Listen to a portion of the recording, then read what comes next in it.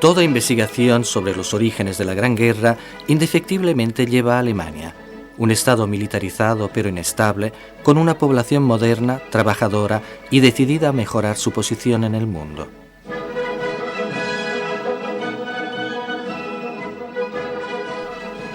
Con sus generales obsesionados por la exhibición de potencia y fastuosidad, pero conscientes de la fragmentación y de la irrelevancia de las posesiones coloniales alemanas. Todas las tensiones confluían en un solo hombre, que era el emblema, el Kaiser, Guillermo II, la figura clave de la ambición imperial de Alemania y el símbolo viviente del orgullo nacional.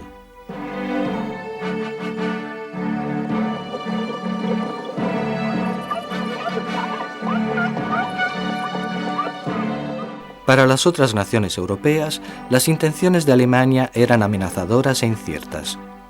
Sin embargo, el Kaiser había heredado una nación que había crecido acostumbrada a vivir en paz. La política diplomática astuta del canciller Otto von Bismarck mantuvo a Alemania alejada de la guerra desde 1871. Bismarck no tenía ambiciones de conquistas. Había usado los tratados y las alianzas para mantener buenas relaciones con las otras grandes potencias, Inglaterra, Francia, el Imperio austrohúngaro y sobre todo para evitar la guerra con el Imperio zarista. Pero Guillermo II no tenía ningún respeto por el delicado equilibrio de poderes creado por Bismarck. El Kaiser se sentía el representante de la nueva Alemania. Jubiló a Bismarck y abandonó los tratados. El expansionismo militar toma el lugar de la diplomacia. En 1912, el anuncio que Alemania estaba construyendo una nueva marina militar y que había realizado la ampliación del ejército, convirtiéndose en el más potente de Europa, transformó a su potencial aliado Inglaterra en un potencial enemigo.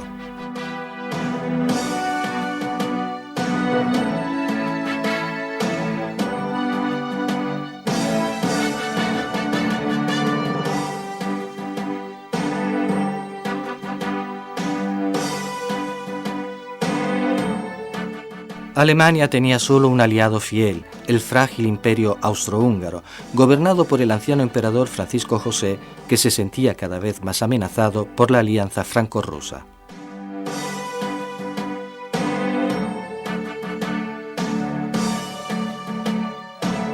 Una revolución tecnológica estaba transformando el mundo occidental.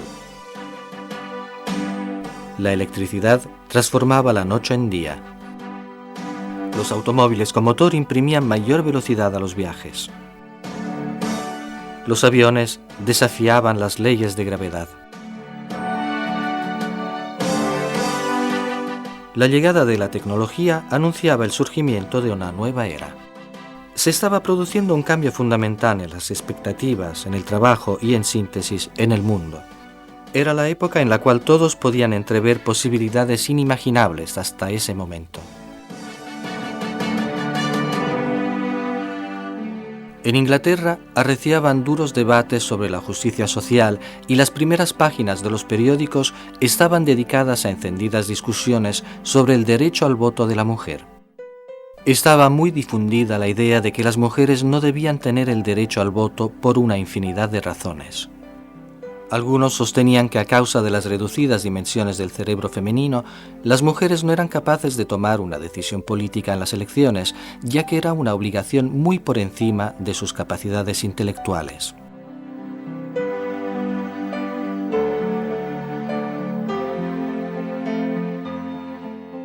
Las sufragantes, por su lado, conducían una lucha por conseguir el derecho a votar de las mujeres inglesas. Cuando las manifestaciones pacíficas demostraban su inutilidad, recurrían a la violencia con una campaña de incendios dolosos y de bombas. Elegían como blanco los símbolos de la autoridad masculina, la iglesia y la propiedad. El día del derbi del año 1913 se produjo la primera víctima. Una sufragante caminó sola por la pista de carreras para detener el caballo del rey, un gesto de propaganda fatal.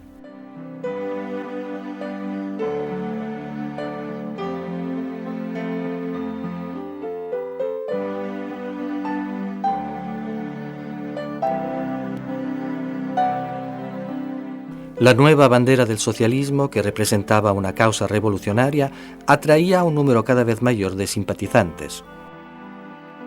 El socialismo trataba de resolver los problemas fundamentales, los salarios, la explotación y las terribles condiciones de vida. En 1914, un tercio de los franceses había votado por los socialistas y casi 1 millón de personas se había inscrito a los sindicatos.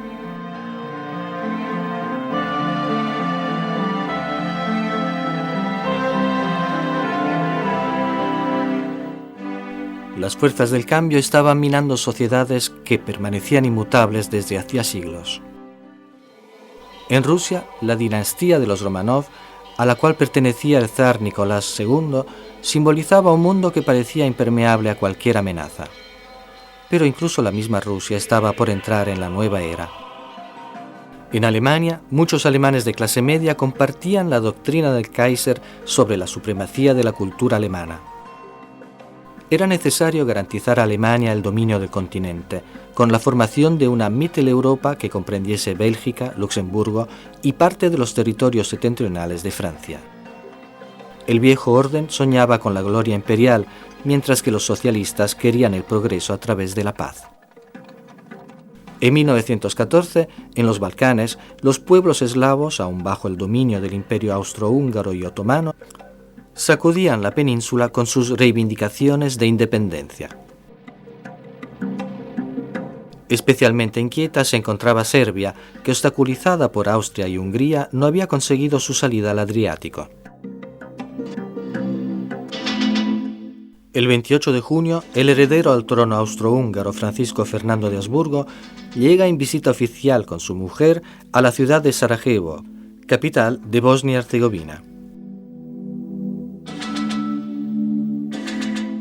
A las 11 de la mañana, y por un error de su chofer, el archiduque se encontró cara a cara con su asesino.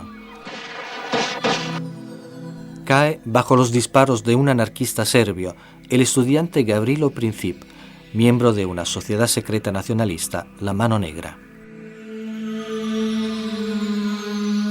Viena atribuye a Serbia la responsabilidad del asesinato, ya que desde hace tiempo alienta a la oposición antiaustriaca en las poblaciones eslavas. Para Austria representa la ocasión justa para tomar una solución radical con respecto al problema serbio y hacer cuentas con ese nido de revolucionarios que amenaza a la unidad del imperio. Su aliada Berlín no parece esperar otra cosa para lanzarse en semejante aventura. Viena presenta a Serbia un ultimátum con condiciones inaceptables para cualquier Estado soberano. Segura del apoyo ruso, Serbia rechaza las peticiones y ordena la movilización general. El 28 de julio de 1914, el Imperio austrohúngaro responde con la declaración de guerra.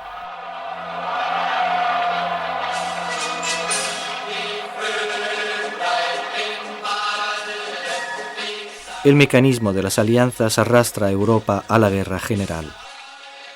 En 1907 se había constituido el Triple Acuerdo, un pacto militar entre Francia, Rusia y Gran Bretaña, al cual se oponía la Triple Alianza formada por el bloque de Alemania, Austria e Italia. Las dos grandes potencias, Austria-Hungría y Alemania, estaban aliadas contra las otras dos grandes naciones, Rusia y Francia. La guerra entre Austria y Serbia habría significado la guerra entre Austria y Rusia, que a su vez habría significado la guerra entre Rusia y Alemania, y por lo tanto entre Alemania y Francia. El 29 de julio de 1914, Austria ataca a Serbia.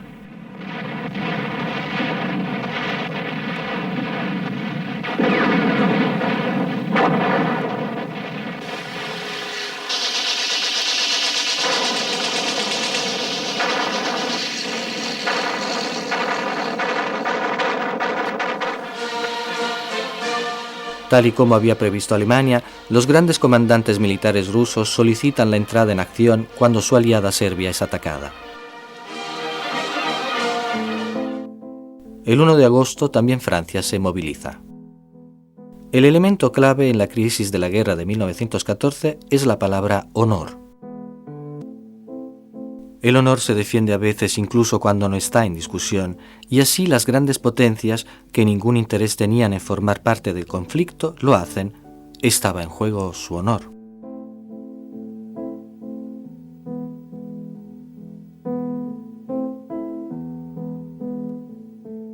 La movilización de Rusia era exactamente lo que el Estado Mayor alemán esperaba. Ahora Alemania tenía el pretexto para reaccionar ante la mínima amenaza. El 4 de agosto, Alemania ataca a Francia, invadiéndola desde Bélgica. Bélgica era un país neutral, cuya neutralidad había sido garantizada por Gran Bretaña, y esta violación ponía en juego el honor de los ingleses. Con la movilización de Gran Bretaña comienza la Gran Guerra.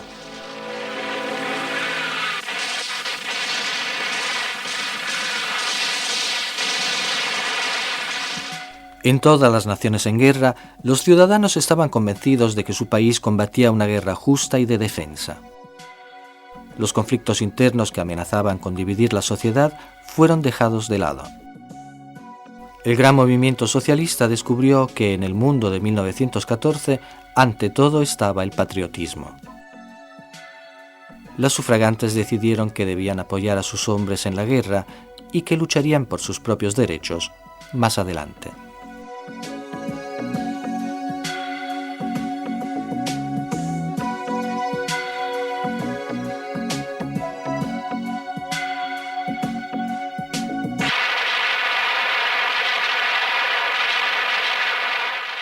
Después de quebrar los intentos de contraataque de las tropas francesas y del cuerpo expedicionario británico, el ejército alemán penetra en Francia. A mitad de agosto nos encontramos en el primer mes de guerra. Está por producirse una de las más grandes masacres que la historia recuerde.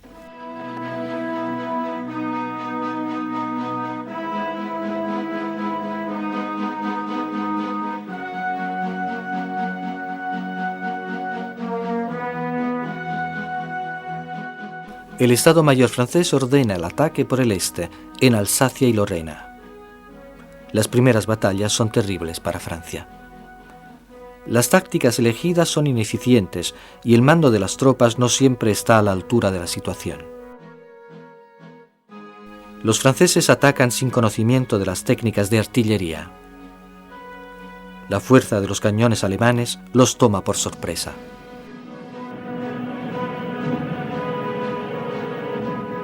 El ataque francés en Alsacia y Lorena se convierte en un desastre.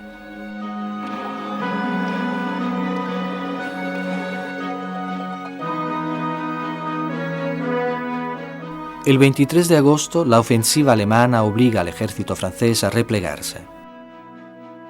París es amenazada y la caballería prusiana es avistada a menos de 20 kilómetros de la capital. Imprevistamente, en lugar de apuntar a París, las tropas alemanas cambian de dirección, con la intención de cercar el ejército francés en una maniobra de tenaza. La línea de defensa francesa se forma al sur del Marne, a lo largo de un frente de 260 kilómetros.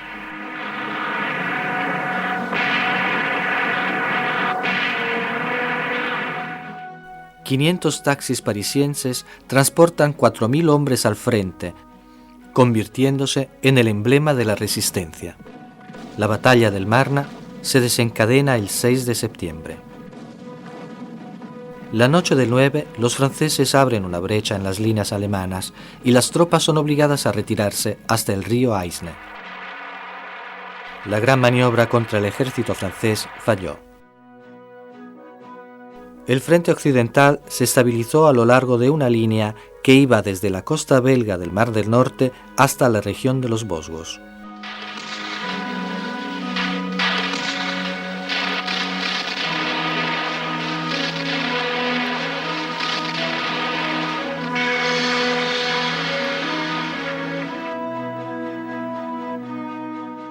Los adversarios se atrincheran a pocos centenares de metros unos de otros. Mientras tanto, el primer mes de combates ya ha demostrado crudamente el tipo de tragedia que es la nueva guerra. Entre muertos y heridos graves, el ejército francés deja en el campo 500.000 de hombres y nadie se podía considerar vencedor.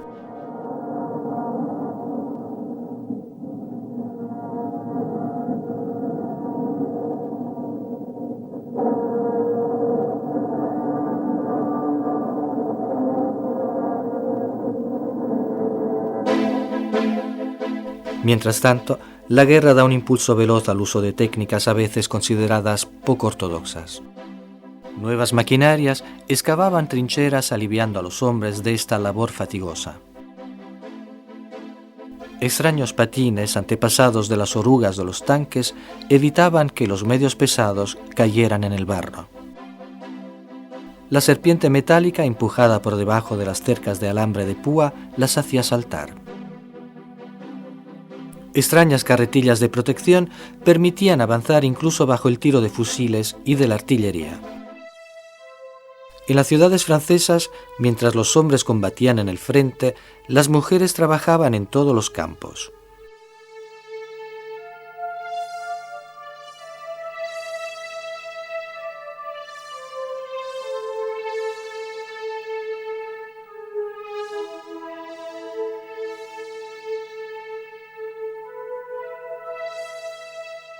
La técnica de camuflaje, fundamental en el frente para esconderse del enemigo, se perfecciona a nivel industrial.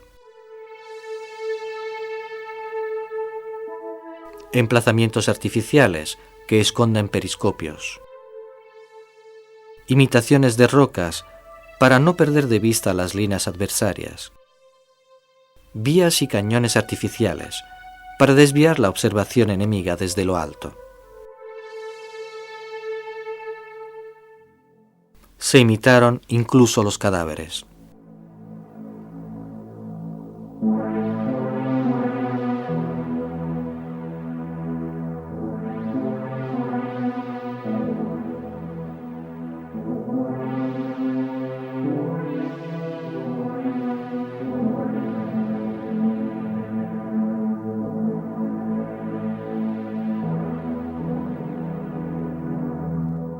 Respondiendo a las presiones de los franceses, entre el 17 y el 22 de agosto, las armadas zaristas atacan Prusia Oriental, obligando a los alemanes a replegarse en posición de defensa en el Vístula.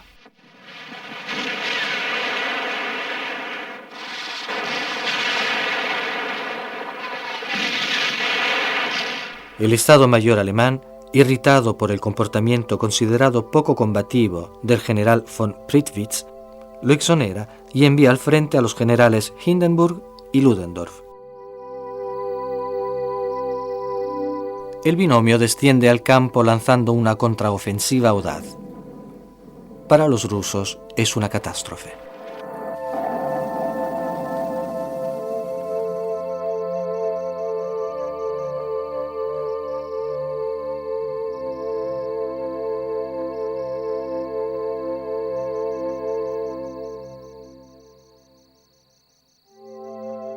Obligados a una retirada desesperada, entre finales de agosto y los primeros días de septiembre, toda la armada es exterminada en las batallas de Tannenberg y de los lagos Masuri, y su comandante se quita la vida.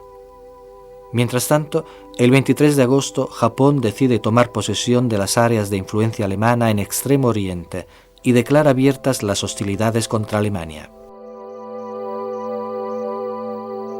En el otoño del 14, el Imperio Otomano entra en guerra del lado de Alemania. En octubre, los barcos de guerra turcos bombardean los puertos rusos de Odessa, Sebastopoli y Feodosia.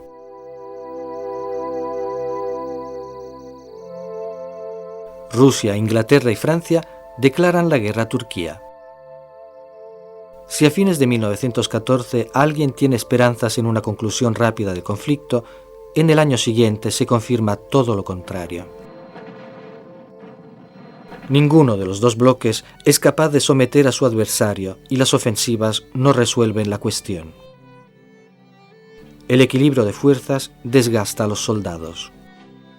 Un nuevo símbolo representa la esencia del conflicto, la trinchera.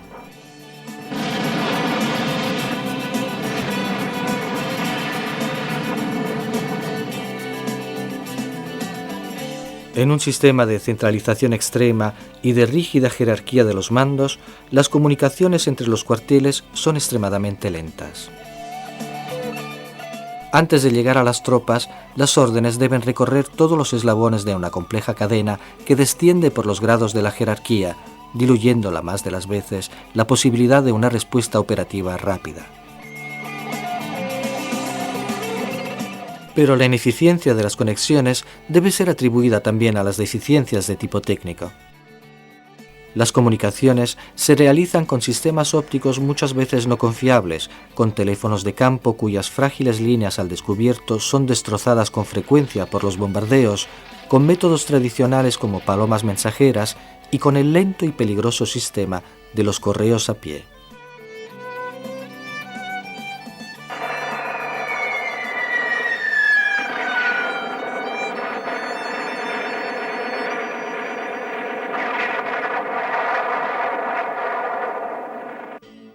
En 1915, el Zeppelin sobrevuela Gran Bretaña, realizando el primer bombardeo sistemático de civiles desde el cielo.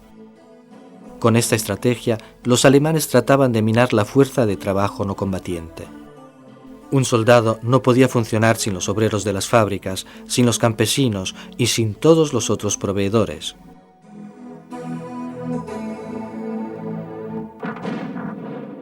El 25 de abril, un cuerpo anfibio compuesto por tropas inglesas, francesas, australianas y neozelandesas comienza el desembarco en la llanura turca de Galípolis. Debían derrotar la Turquía aliada de Alemania y expulsarla de la guerra.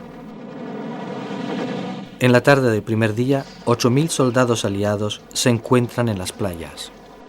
Conservando sus posiciones, los turcos acorralan a los aliados entre las escolleras y el mar. Galípolis, que debía ser una victoria rápida, se estaba transformando en una guerra de trincheras y sin progresos. Los espejos de los periscopios, que medían máximo 20 centímetros cuadrados, eran averiados uno tras otro.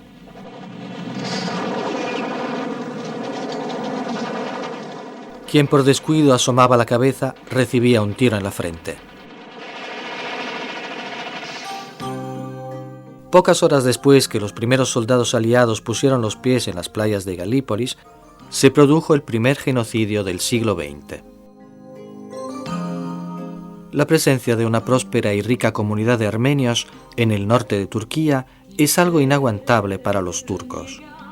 El vínculo cultural con Rusia, el enemigo de guerra, le brinda a Turquía la excusa que buscaba. Los jefes armenios son reunidos y ajusticiados. Posteriormente, toda la comunidad es obligada a desplazarse para morir en el desierto.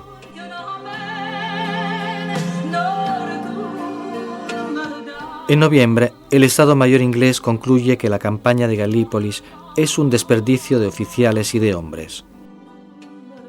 En diciembre del 15, con 250.000 hombres asesinados, heridos o dispersos, los aliados comienzan a evacuar la península.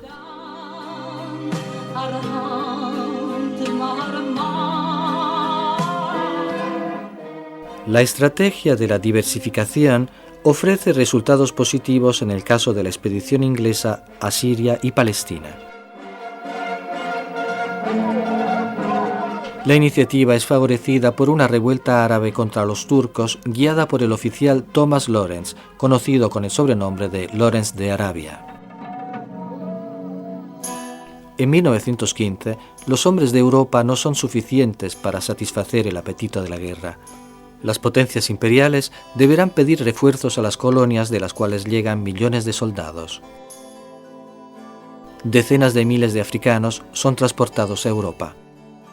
Algunos son utilizados como mano de obra, otros como soldados en el frente. Por el color de su piel, los alemanes los llamaban con desprecio botas.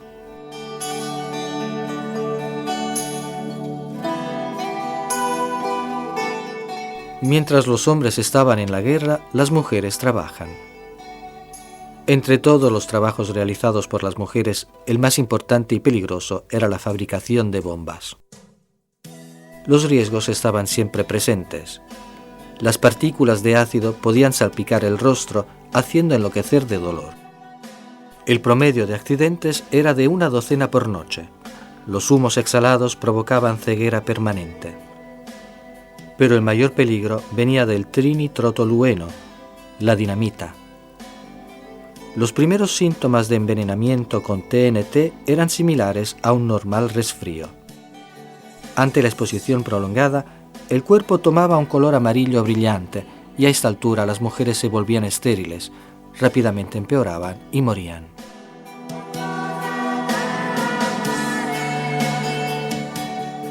A pesar de todo, las mujeres sabían que sin su ayuda en el suministro de proyectiles y de bombas, sus hombres podían perder la guerra.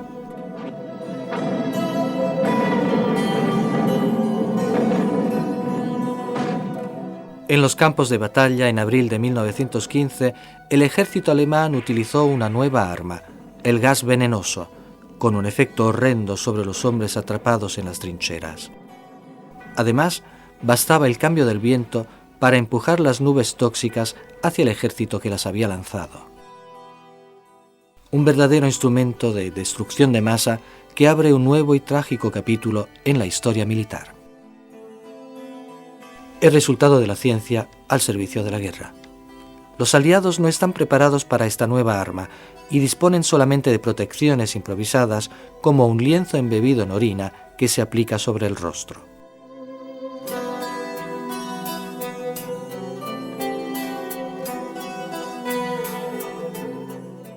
En 1915, los alemanes declaran que los barcos de pasajeros dirigidos a puertos de los aliados corrían el riesgo de ser hundidos sin preaviso. Era evidente que no había forma de vencer la guerra si no se dejaban de lado las viejas reglas, aceptando el hecho de que la guerra debía ser total y por lo tanto también contra los civiles.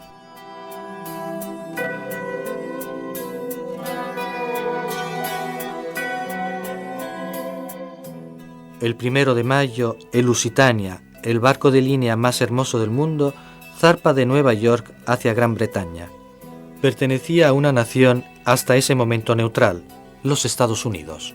A bordo había cerca de 2.000 personas entre pasajeros y miembros del equipaje. En la tarde del 6 de mayo, el comandante del barco recibe una alarma. Algunos U-boot alemanes se encontraban a lo largo de las costas irlandesas.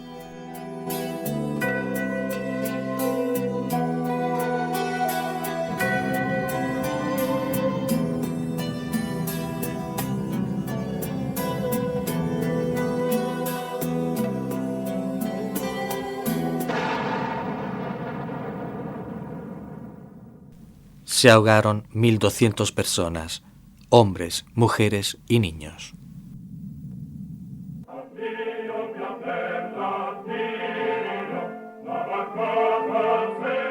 Italia, hasta ese momento incierto, toma una decisión histórica. Se separa de la Triple Alianza y desciende al campo de batalla del lado del acuerdo. Con el pacto firmado en Londres, Italia está segura de conseguir, en caso de victoria, el Trentino Alto Adigio, Trieste, Istria y las islas costeras. Incluso Bulgaria decide entrar en el conflicto, pero del lado de los imperios centrales. Las tropas italianas comienzan las hostilidades contra el ejército austrohúngaro el 24 de mayo de 1915, atacando en el río Isonzo y en el altiplano del Carso. La eficacia de las operaciones de fortificación liviana que se improvisaron constituyeron una sorpresa para el defensor como para el atacante. Las suaves terrazas que descienden hacia la planicie friulana se convierten en una fortaleza ideal para un defensor bien provisto de ametralladoras y protegido por diferentes tipos de reticulados, más aún si el atacante dispone de medios de destrucción escasos y a menudo debe abrirse brechas con pinzas. Se practica la forma más elemental y sanguinaria de ataque, el frontal. Se conquista una trinchera y se espera el contraataque. Se avanzan 100 metros, 1 o 2 kilómetros y siempre se detiene y se vuelve a empezar.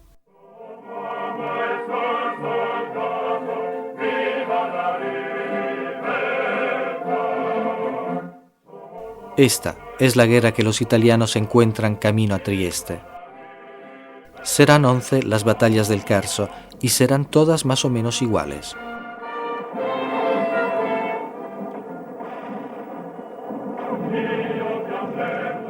En cualquier trinchera, el combatiente está a merced del sol del verano, del frío del invierno, de la lluvia de cada estación. Pero en el Carso, incluso la trinchera a veces es un lujo. Se debe estar boca abajo. No es posible levantar la cabeza ni siquiera de noche porque vigilan las fotoeléctricas.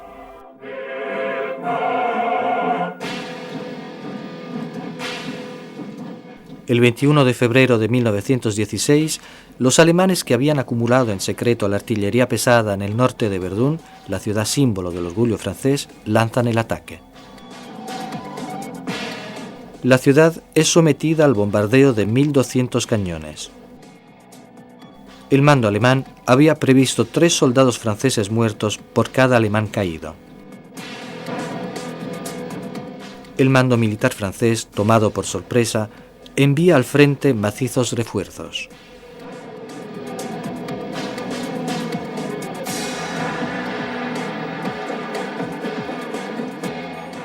A cada momento, los soldados son inundados con nubes de polvo y fragmentos de piedras, pero sobre todo con gas asfixiante. Hombres aterrorizados y extenuados por la fatiga luchan por permanecer vivos, por mantener su propia salud mental. Los heridos, en charcos de sangre, mueren sin que nadie les pueda ayudar.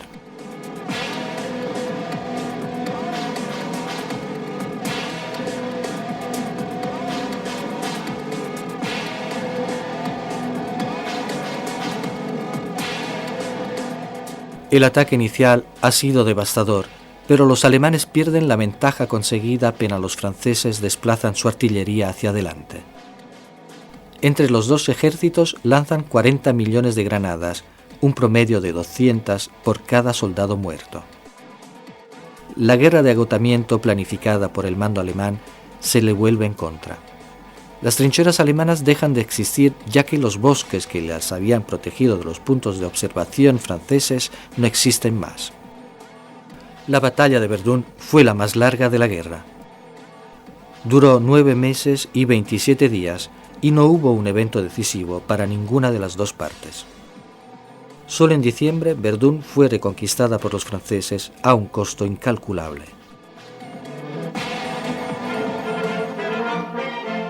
El peso del esfuerzo aliado en el frente occidental pasa a los ingleses, a las tropas coloniales y a los voluntarios civiles que en 1914 y 1915 se enrolaron. En 1916, el ejército voluntario británico combatió su primera gran batalla en el valle del río Somme, pero el ejército de voluntarios ingleses, si bien patriótico y valiente, no tenía ninguna experiencia en el combate. Los franceses reclamaban un ataque inmediato. La estrategia inglesa preveía un bombardeo macizo de las posiciones alemanas durante algunos días. Las líneas alemanas habrían sido destruidas y el alambre de púa de protección arrancado. Así las cosas, los soldados aliados no habrían tenido más que atravesar la tierra de nadie y tomar las trincheras enemigas. Durante 7 días y 7 noches, la tierra tembló bajo el impacto de los proyectiles de grueso calibre. Los ingleses salieron de las trincheras y avanzaron por la tierra de nadie en un frente de 30 kilómetros. Los alemanes, intuyendo que el final del bombardeo era la señal de ataque, salieron de las trincheras y dispararon con las ametralladoras. El terrible fuego causa a los ingleses pérdidas catastróficas. Los ingleses caen como moscas. El ataque demuestra ser un desastre.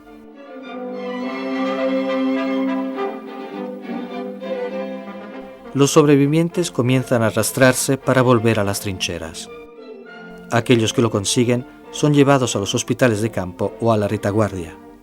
Algunos batallones sufren grandes pérdidas. Se dice que fueron necesarios 2 años para construirlos y 10 minutos para destruirlos. El 15 de mayo de 1916, la ofensiva alemana dirigida hacia el estrecho entre el lago de Garda y el Brenta agota su impulso inicial con un inmovilismo interrumpido solo en Isonzo por algunas victorias parciales italianas que llevarán en agosto a la ocupación de Gorizia.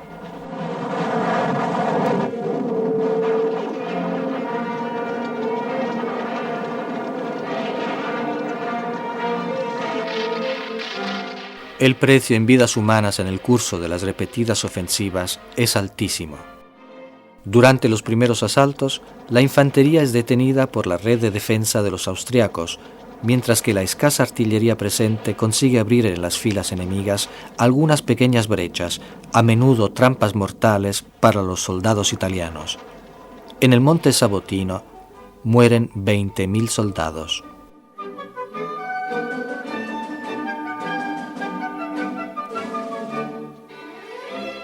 Excavadas en la roca, en el barro, en la nieve, protegidas por pocos metros de alambre de púa o por imponentes fortificaciones de cemento armado, las trincheras son el símbolo de la Primera Guerra Mundial. Pero también quedaron grabados en la memoria los preparativos, los entrenamientos, los desplazamientos que los soldados realizaron en la montaña Alta Cota, a menudo rodeados de metros de nieve, sometidos a temperaturas rígidas y a esfuerzos sobrehumanos.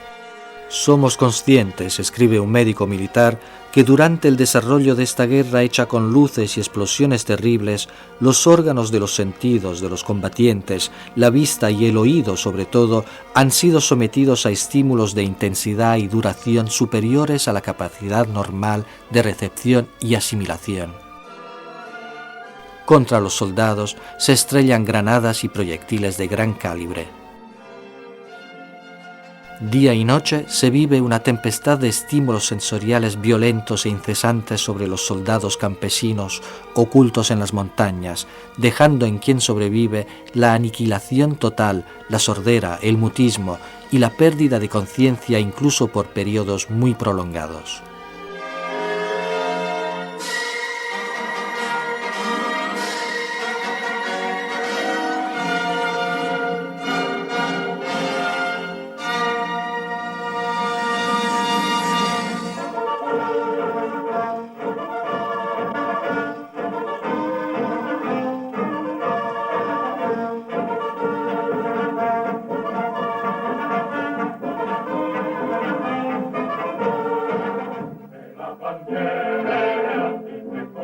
Agosto de 1916.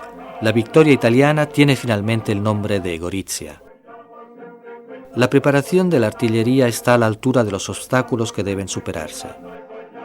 Mientras las defensas enemigas están destruidas, los soldados esperan, agazapados en el fondo de las dolinas, el momento del ataque.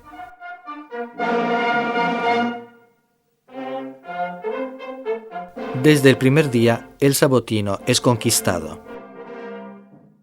Se toma Oslavia con San Michele, el trágico monte de 4 puntas bañado en el pasado con tanta sangre.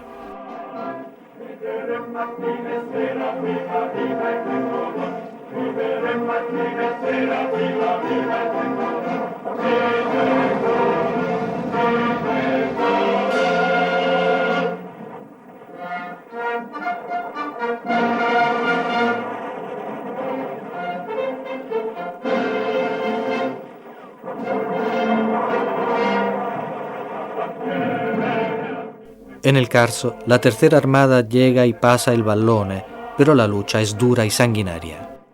Solo con la caída de Podgora es posible entrar en Gorizia. También la caballería pasa el río sin puente en varios puntos. Poner alas a todos era la orden del mando supremo. La avanzada se detiene delante de una línea fortificada que se apoya en el Monte Santo y en el San Michele.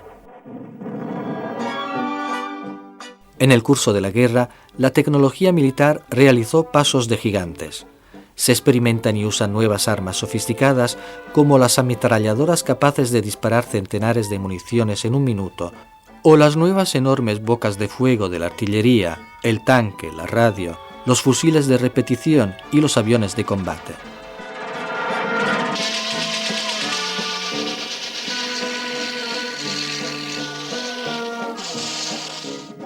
Otro aspecto significativo del gigantismo industrial movilizado para la guerra es el tonelaje de los barcos militares. Se botan grandes barcos de hierro impulsados por la fuerza del vapor y armados con cañones capaces de lanzar proyectiles explosivos a una distancia superior a los 15 kilómetros y nuevos siluros conocidos como sanguijuela. Un arma en especial demuestra ser de importancia fundamental, el MAS, una lancha antisubmarino. Una unidad liviana y muy veloz, equipada con una boca de fuego de pequeño calibre, con un par de torpedos y algunas bombas. Es gracias a los MAS que se escribieron algunas de las páginas épicas de la lucha italiana contra el enemigo austrohúngaro. Para sostener el ingente esfuerzo realizado por los soldados en el frente, era fundamental garantizar el consentimiento de la opinión pública. La guerra se explicaba a nivel de masa popular solo en sus aspectos edificantes. Los directores de los principales periódicos italianos se proveyeron de un código deontológico militar que los llevó a censurar sobre lo dicho y lo mostrado. El Mando Supremo desarrolló un servicio fotocinematográfico capaz de cubrir las distintas áreas del frente y que contaba con más de 600 personas. Se produjeron alrededor de 150.000 placas y películas para documentar minuciosamente la vida en la guerra. Se mostraba solamente lo que se quería comunicar, la victoria, el valor de los soldados italianos con respecto a los enemigos, la fuerza y el coraje. En marzo de 1917, un barco americano, el Success, es abatido por los torpedos alemanes. Otra de las muchas provocaciones a los Estados Unidos. Mientras tanto, se une a la guerra del lado del acuerdo Rumania. El ejército alemán en el frente occidental se refugia en una posición fortificada, la línea Hindenburg. La decisión de retirarse detrás de la línea Hindenburg permite a los alemanes acortar la línea del frente y disponer de más hombres. A esa altura el conflicto había cobrado más de 500.000 de víctimas entre los soldados franceses, una pérdida por cada minuto de guerra. Entre los rangos franceses surge una rebelión que podría haber costado a los aliados la guerra entera. Los soldados que volvían del frente comenzaban a balar fingiéndose corderos enviados al matadero. Se desató el único y verdadero amotinamiento del frente occidental.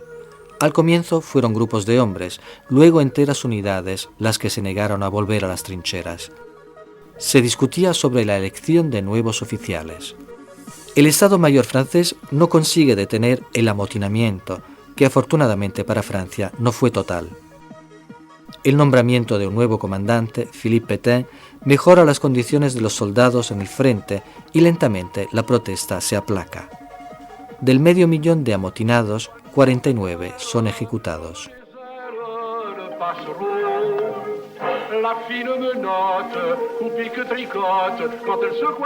Pétain suspende los asaltos contra las líneas alemanas a la espera de los tanques y de nuevas piezas de artillería. En Rusia no solamente el ejército, sino toda la nación se amotina. La masacre del frente y los sufrimientos en patria habían arrojado a la población a la desesperación. Las protestas políticas habían sido contenidas siempre por las tropas leales al zar, pero no fue así el 24 de febrero de 1917.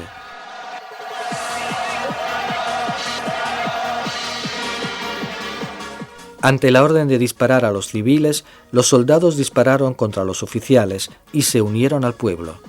La revuelta del ejército transformó la insurrección en revolución.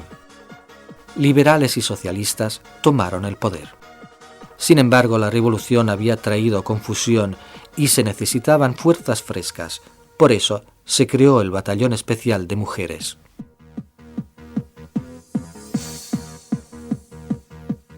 En el frente, el batallón encuentra al ejército en retirada. Mientras tanto, Lenin, en el exilio durante la revolución, con la ayuda de los alemanes, vuelve a Rusia y toma el poder con la promesa de paz, pan y tierra. Termina la guerra en el frente ruso y en diciembre los bolcheviques firman el armisticio con los alemanes. Los aliados confían en un ataque decisivo dentro de fin de año.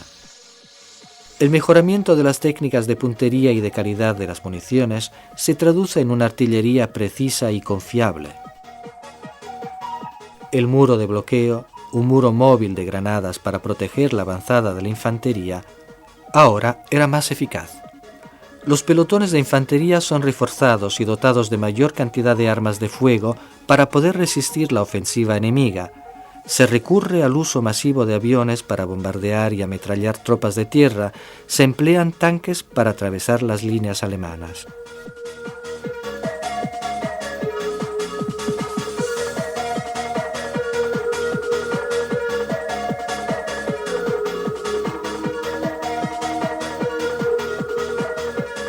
El 2 de abril de 1917, los Estados Unidos declaran la guerra a Alemania.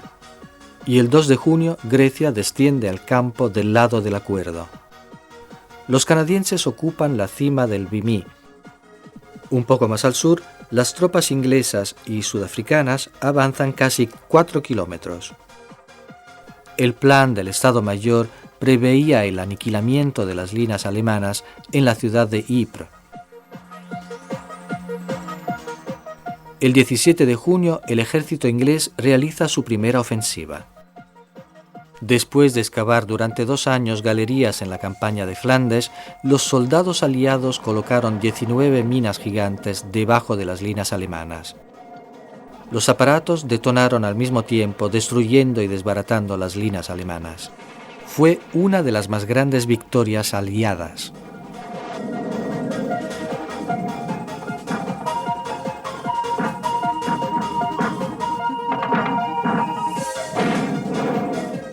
Un cambio radical de la guerra lo determina la derrota de Caporetto.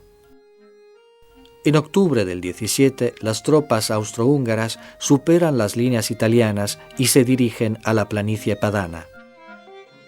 En pocos días, Italia pierde más de 20.000 kilómetros cuadrados de territorio nacional y el confín se desplaza 150 kilómetros hasta la línea del Piave. En el campo quedan 11.000 muertos y 29.000 heridos, junto con 300.000 prisioneros en mano de los adversarios. Decisiva para la derrota fue la presencia, junto con los austriacos, de 7 de las mejores divisiones alemanas. La preparación del ataque a Italia fue meticulosamente estudiado. Para esconder al mando italiano las imponentes maniobras, las nuevas y descansadas tropas alemanas fueron llevadas primero al frente en Trentino y a último momento y bajo absoluto secreto fueron enviados a la línea Giulia.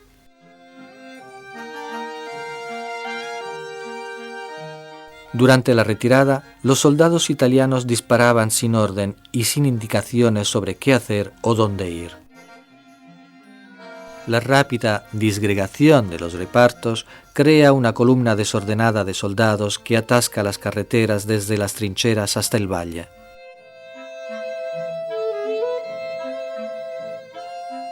Los hombres se deshacen de las armas, convencidos que de este modo los oficiales, al encontrarlos, no los habrían podido mandar de nuevo al combate. El mando supremo del general Cadorna es tomado por sorpresa. Toda la estrategia militar es criticada. La derrota de Caporetto del 17 no termina en un día. Estimulados por la aparente facilidad del suceso, las tropas austroalemanas continuaron con la ofensiva y entre el 26 y el 28 de octubre conquistan Cividale y Udine. El 1 de noviembre las tropas enemigas toman posición en el Tagliamento.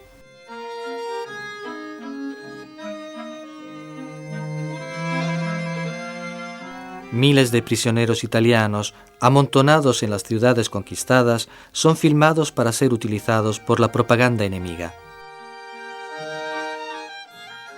En un solo golpe, todas las ventajas que los italianos habían conseguido en 2 años de guerra se evaporan. A comienzos de 1918, el pueblo alemán había llegado al límite de la tolerancia. También los aliados estaban agotados. La revolución había eliminado a Rusia de la guerra. El ejército francés había sido corroído por el motín. Los italianos habían sufrido la derrota de Caporetto. La ofensiva inglesa no había conseguido desbloquear una situación en punto muerto. El fin llegó de forma imprevista y antes de que el año terminara. El poder real en Alemania estaba en las manos de los generales Hindenburg y Ludendorff. Ambos sabían que Alemania podía ser condenada al hambre y terminar derrotada por el bloque aliado. Deciden desencadenar una guerra submarina indiscriminada. La guerra en Europa había producido en Estados Unidos un verdadero boom económico. Las naciones beligerantes tenían necesidad de los americanos, de las armas que fabricaban y del dinero que habrían dado.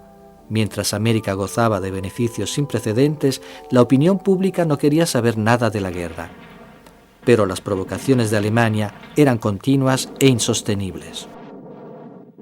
La ofensiva alemana en el frente occidental es la última esperanza de los alemanes para dar un giro decisivo de la guerra en su favor. Ludendorff creía poder realizar lo que no había conseguido ningún otro general en 3 años de guerra.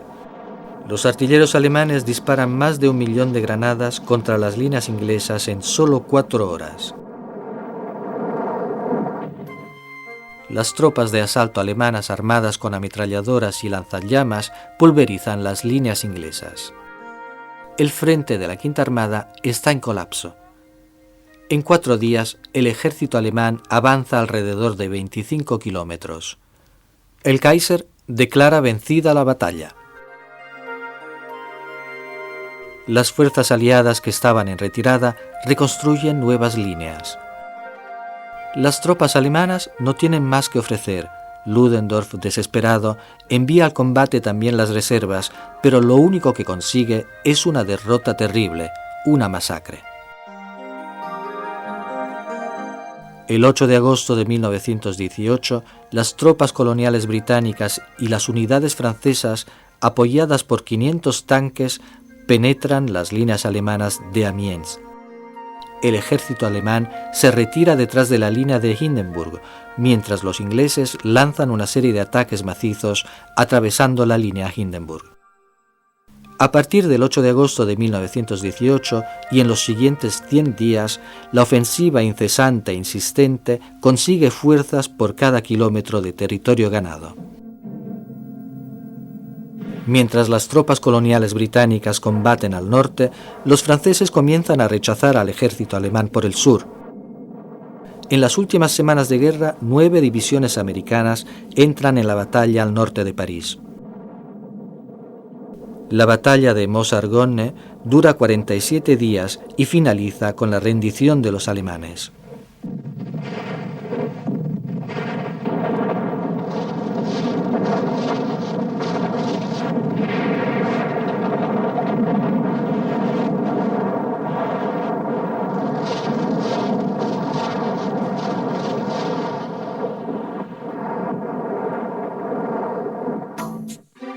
La intervención de Estados Unidos, con su capacidad de desplazar millones de hombres a través del Atlántico, coloca a los alemanes ante la perspectiva de una disponibilidad de hombres ilimitada por parte de los aliados.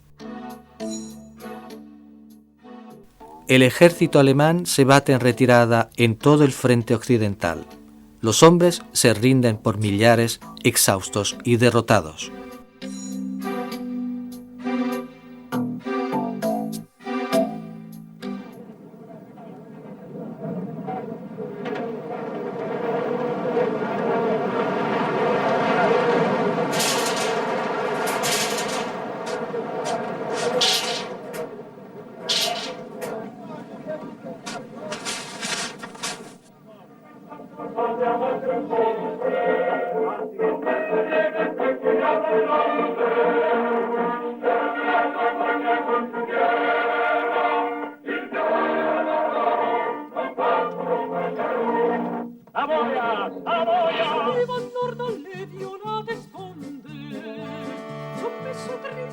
Las tropas italianas, después de la derrota de Caporetto, apoyadas por un aparato industrial más eficiente y por un sistema de mando más dúctil y eficaz, dan nuevamente señales de reactivación.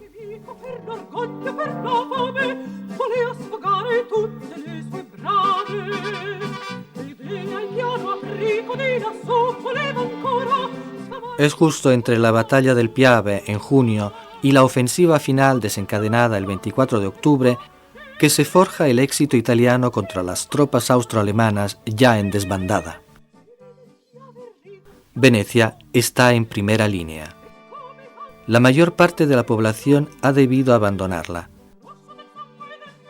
En la plaza en estado de guerra, el regimiento San Marco recibe la bandera de combate. El frente está al borde de la laguna, pero el desastroso abandono del Carso establece las bases de la victoria italiana. Renovado en los armamentos y en el espíritu, el nuevo ejército italiano saca provecho de cada lección.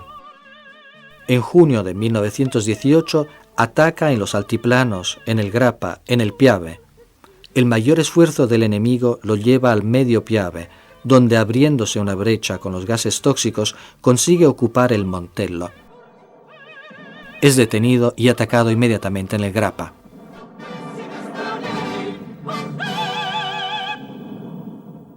En días anteriores, el comandante Luigi Rizzo había hundido en mar abierto a bordo de un más el acorazado austrohúngaro San Esteban.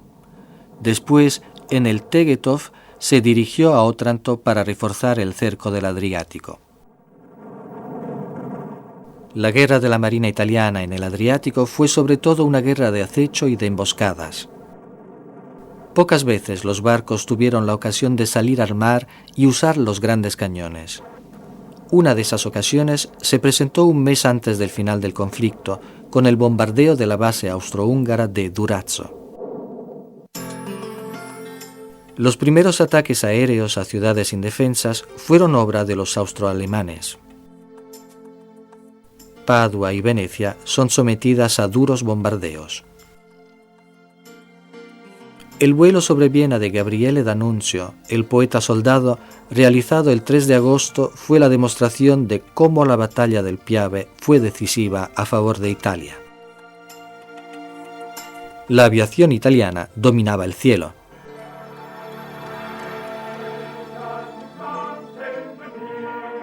La batalla que daría la victoria a Italia comenzó en el Grappa el 24 de octubre de 1918. La tarea principal se reserva al octavo ejército ubicado en el Montello. Lo comanda el general Cadorna.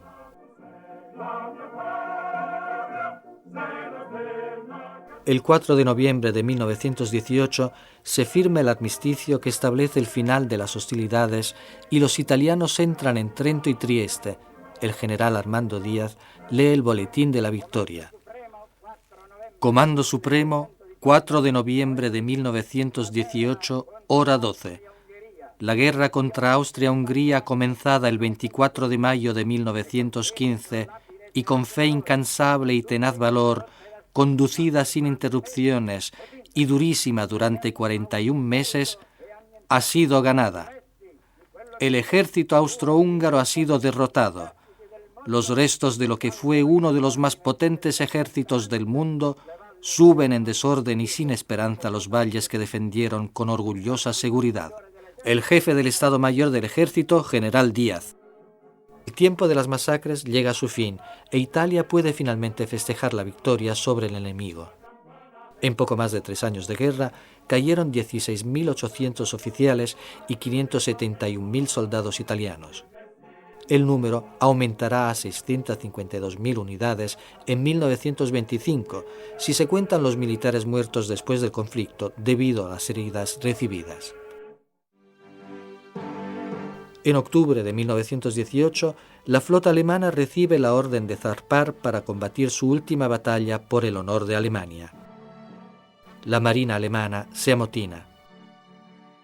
La revuelta se propaga desde los barcos a las ciudades alemanas. A finales de octubre, el Kaiser es informado de una verdad amarga. Alemania había perdido la guerra. Lunes 11 de noviembre de 1918. La noticia de la paz inminente llega al frente. El armisticio entraría en vigor a partir de las 11 horas. Hasta el minuto prefijado para cesar las hostilidades, los soldados consumieron hasta su última granada disponible. La masacre terminaría a las 10:59.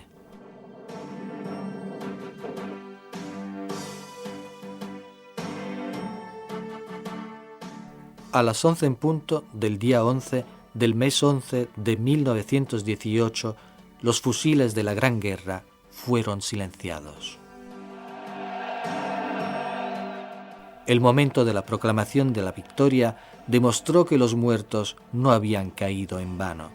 La explosión de regocijo puede solo explicarse con el orgullo nacional y con la certeza que la guerra había terminado para siempre. No solamente esa guerra, sino que no habría habido más guerras en la historia de la humanidad. Esta era la cosa más importante.